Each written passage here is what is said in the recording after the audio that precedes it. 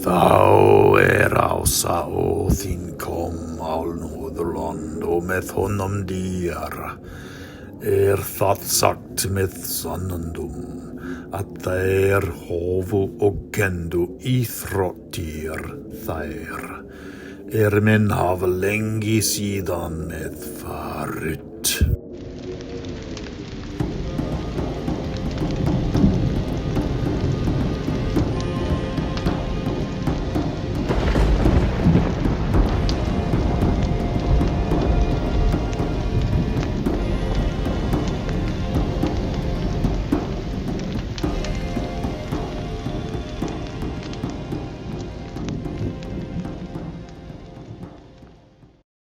Hi and welcome to Viking Superpowers. In today's video I'm talking about the most fascinating subject.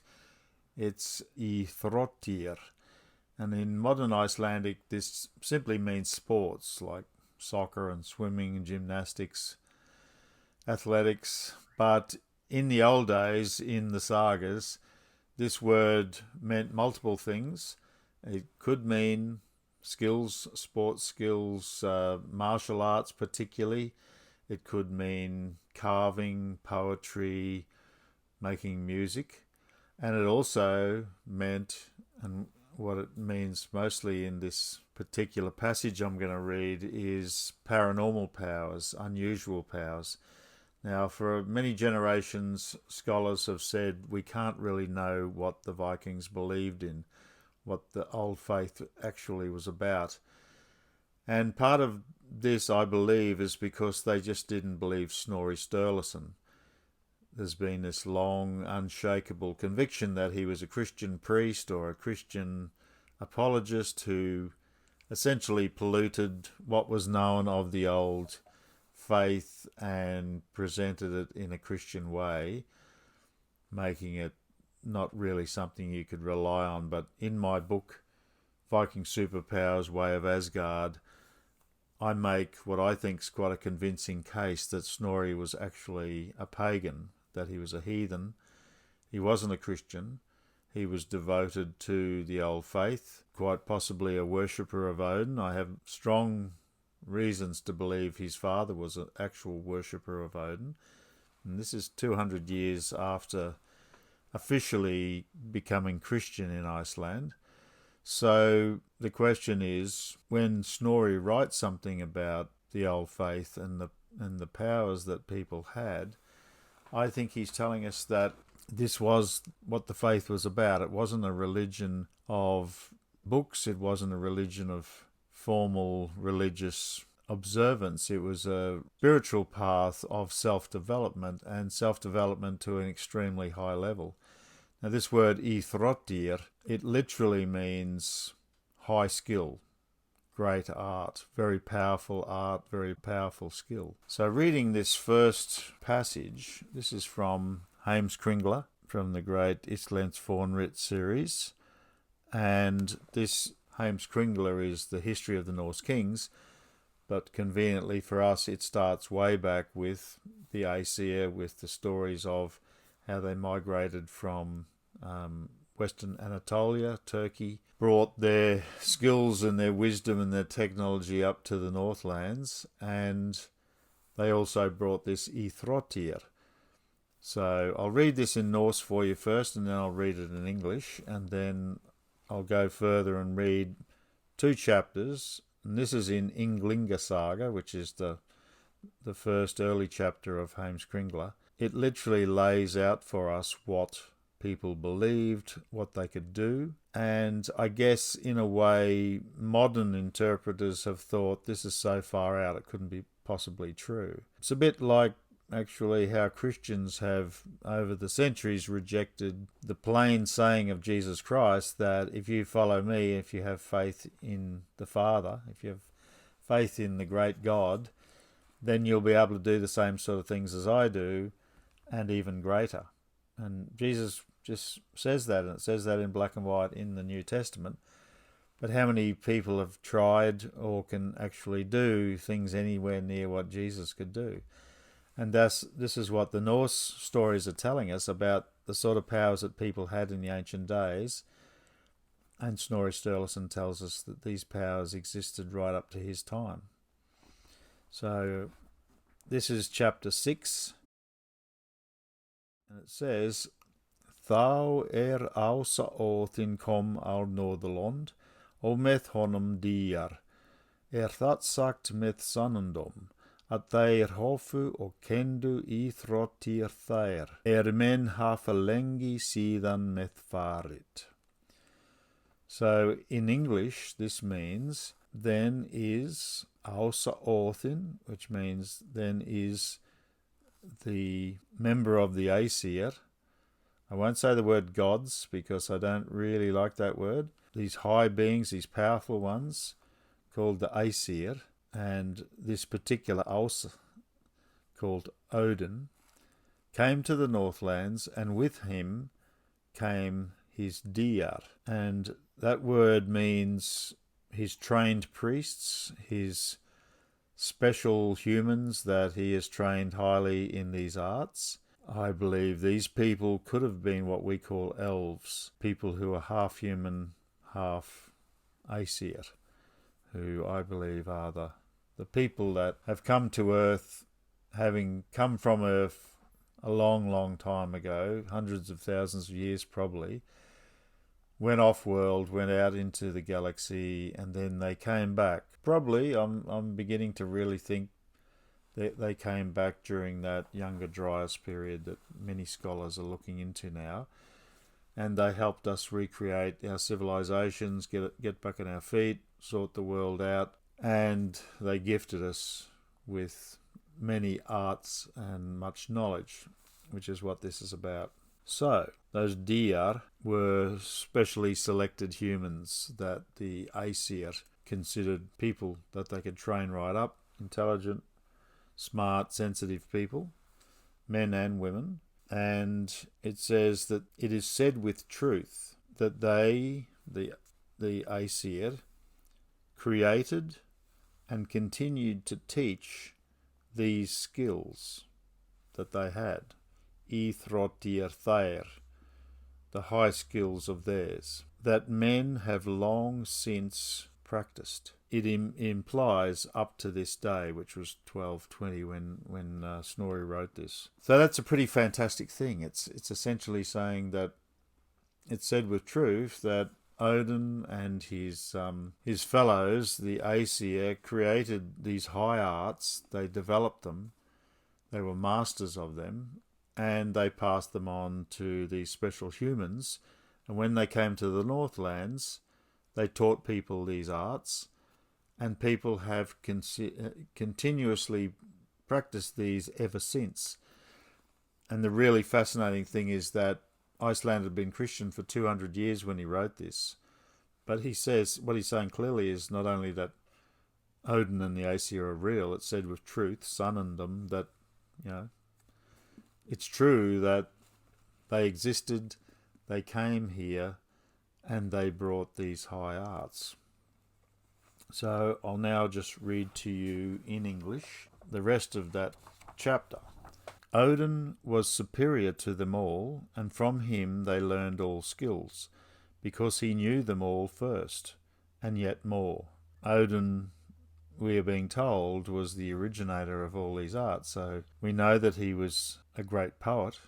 They said that he always spoke in poetry, but he was obviously a great martial arts master, a great artist, painting, sculpture, probably a great dancer. He knew the high skills of many other things.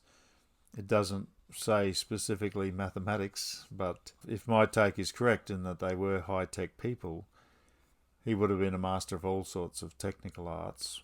It says, interestingly, but there is to be said this about why he was so very exalted.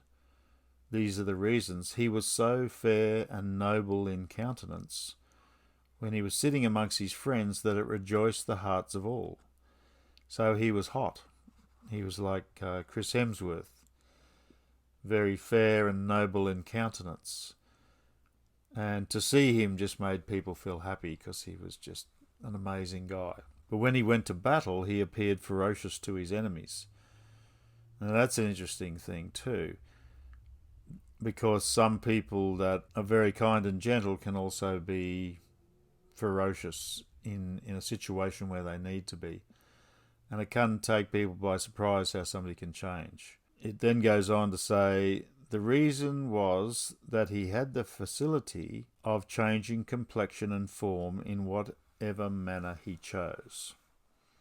So that indicates that he was a shape changer, that he could do whatever he wanted. He could present himself in all different ways and disguise himself. And this is actually a quality that Jesus Christ was said to have had, because a number of times when he was preaching, people didn't like it and decided to throw him off a cliff at one stage and tried to stone him.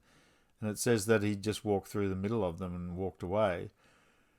And that doesn't really make sense unless he could somehow change his appearance so they didn't recognize him. They're like, where's that guy? We've got to kill him. Let's chuck him off a cliff. And he walked through the middle looking like somebody else. And I think it's very interesting that this is here in this ancient northern story.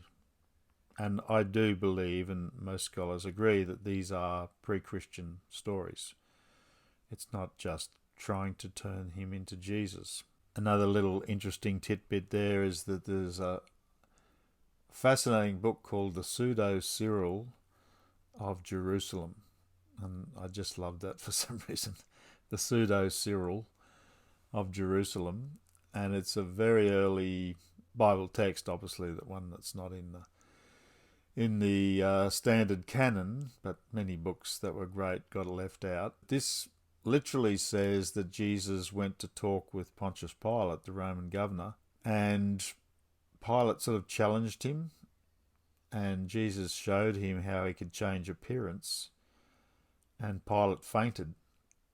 And I find that somehow really compelling, that the fact that they documented this tough Roman soldier, this Roman governor, actually fainted from the freakiness of Jesus changing appearance. You've got to wonder what his appearance was like. And it's also said that Noah, when he was a baby, his father wanted to reject him because he was shining with light and he looked not like a human. There was something very peculiar about Noah. So we're in really interesting territory here, and we're reading stories that are set in Bible times. That, like, these, I believe these stories are happening when they went to the north was about 2000 BC, in the early Bronze Age, and this is the sort of time that all the Bible stories are happening. So I don't think it's blasphemy at all to make these connections, because I think we used to be very small-minded because we had small knowledge, but we now know that our world is huge, that there's thousands of cultures that have existed and ways of understanding, that much has been suppressed, and we're starting to find out stories that could be all connected together. Anyway, more about that later. It says that Odin spoke so eloquently and smoothly that everyone who heard him thought that only what he said was true. So he had a lot of riz, as my kids would say. He had great charisma. Everything he said was in rhyme, like the way what is now called poetry is composed. He and his temple priests were called craftsmen of poems, for that art originated with them in the northern lands. Now, obviously there's been poetry in all other cultures and languages, so this is talking about the type of poetry we call skaldic poetry, the special, amazing forms of poetry in the north that are pretty much forgotten. There's a wonderful project, you should check it out, called the Skaldic Project, SKALDIC project, which I think many of the greatest Norse scholars are involved with, including my friend Professor Ármann Jakobsson from the University of Iceland, and Margaret Clunies-Ross, professor here in Australia at the University of Sydney for many years, one of the great scholars. So if you want to, it's a bit of a side thing to go and have a look at. You can find a lot there about what skaldic poetry is and what other types of Norse poetry is, but this is specifically saying this is one of these Íþrottír that Odin had, was the gift of poetry. And if anyone writes poetry or appreciates poetry, you know, there's poetry that's da da da da da da da da da da da da, which anyone with a good sense of English or language can compose, and then there's poetry that seems to come from a very inspired place. You know, in Xanadu did Kublai Khan a stately pleasure-dome decree that was written at the end of a dream by a great poet. Now here we move away from poetry and we learn that Odin could bring about in battle that his opponents were struck with blindness or deafness or panic, and their weapons would cut no better than sticks, while his men went without mail, that's chainmail, and were as wild as dogs or wolves, biting their shields, being as strong as bears or bulls. They killed the people, but neither fire nor iron took effect on them. This is called berserk fury, and in the Norse it's called berserksgangur, to go berserk. Now, like a lot of these concepts, they're obscure. People have worried themselves for a long time about what it means to go berserk. Does it mean, as the modern concept is, that I'm not particularly into, that they were tripping on drugs and the drugs made them really fierce? I haven't got experience with tripping on drugs and peyote and whatever, but I really believe alcohol's much more likely to make people vicious and fierce. But even then, it's a debilitating sort of fierceness. You're losing some balance and some ability. And I have different theories about what this is, but I think the key thing is that Odin could bring it about that people kicked into this sort of mode. And I talk in other places, including in my book, about what's called Bjarnak, where Odin put a bannock-sized something on people's head, and it would cause them to go berserk. It would cause them to enter this ferocious state where they couldn't really be hurt. And if we take that high concept of like an ancient technology rather than just a organic thing, this could mean that he was somehow guiding them so that, you know, they'd know when the weapons were coming, when the attacks are coming, and they were able to sidestep. Perhaps, you know, there's some kind of force field around them, even if you really take it to that sort of June. Remember in June they turn on these fighting sort of energy shields when they fight that protects them from weapons. Or it could be just releasing what we seek to release in Chinese Kung Fu, which is the animal, you know, the power of the animal, the connected power, connected to nature, connected to pure instinct, connected even, I believe, to clairvoyance, to seeing into the future just slightly enough to see that somebody's going to attack you or do something and you know it before they do it. That's a real thing. It's a real thing in art. A lot of things where something comes fully formed before it's been created. I'll be talking a lot more about this. I'm setting up a series, which this is the first of them, about Íþrottír. And I want to pass it on to you guys because I feel it's extremely important that we refine these ancient arts, these ancient spiritual abilities. And that's why I'm so fascinated just reading the ancient works and reading them in the original languages and discovering what I consider secrets hidden in plain sight, or maybe not so plain, maybe really hidden in caves or something, but things that when you get into it, you think, wow, there's a whole realm, like even just what I've talked about here is a whole realm of knowledge that we've lost. And my own experience in life and the experience of so many others is that despite what Wikipedia tells you, this is not pseudoscience. These things are real. They've been suppressed. I'm going to end off here. My next video, I'll go into chapter 7 where we get deeper into the sort of Íþrottír that Odin not only had himself cultivated, perhaps invented, but he certainly discovered these things and he taught them not only to his special people, but they kept getting taught in the north right through the Snorri's time. And if you think about that, we are talking about starting around about 2000 BC and going through to 1200 at least. That's 3,200 years. That's a very long time. Things can be remembered that long. When I was at art school, I was painting all the time.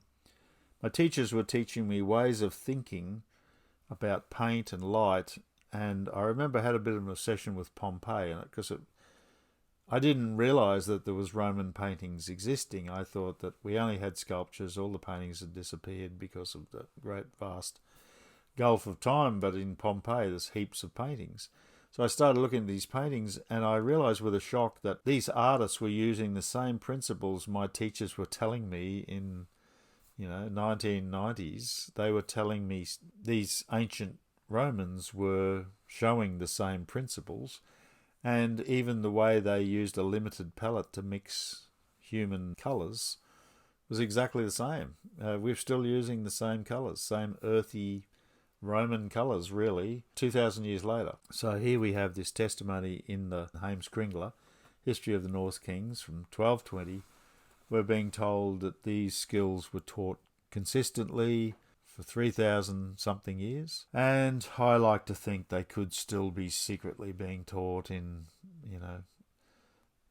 secret societies in the royal families of Sweden or Norway or Denmark, secret societies in Iceland. maybe not, but we can refine these things. It's all possible. If they could do it in the ancient days, we could still do it. So I'll leave it at that. Really look forward to your comments and ideas below. And this is a very exciting time. So I'll see you next time.